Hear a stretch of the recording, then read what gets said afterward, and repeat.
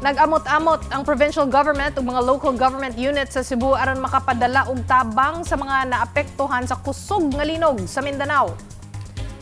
Mobalita, bahin ani live si Dale Israel gikan sa One News Cebu. Dale, bye, good afternoon nimo. Kumusta naman ang pagpreparar og tabang dinha sa Cebu para sa mga igsuon nato sa Mindanao?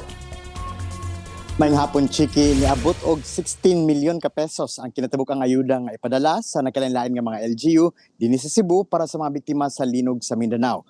5 milyon ka pesos ang magikan sa gobyerno sa dakbayan sa Sugbo, 10 milyon ka pesos ang gikan sa gobyerno sa probinsya sa Cebu ug 1 ka milyon ka pesos ang ihatag sa Mandawi City.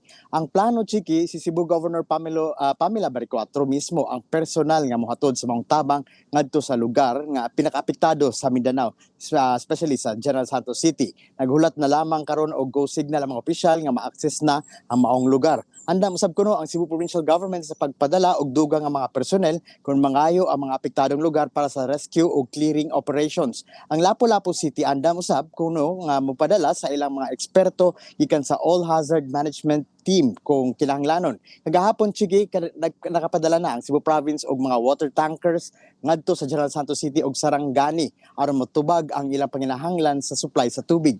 Kabalo ka, Chiki, sa tinuod lang apektado usab kami dinhi sa Visayas tungod sa kusog nga linog nga miigo sa Mindanao. Apil manggod sa naguba ang ubang mga power facilities didto sa nga maoy nagsupply og kuryente dinhi sa Visayas grid. Mao kini ang usa sa mga hinungdan sa pagdeklara og red alert sa Visayas grid niaging Miyerkules nga misangpot sa rotational brownouts sa ubang dapit dinhi sa Visayas region.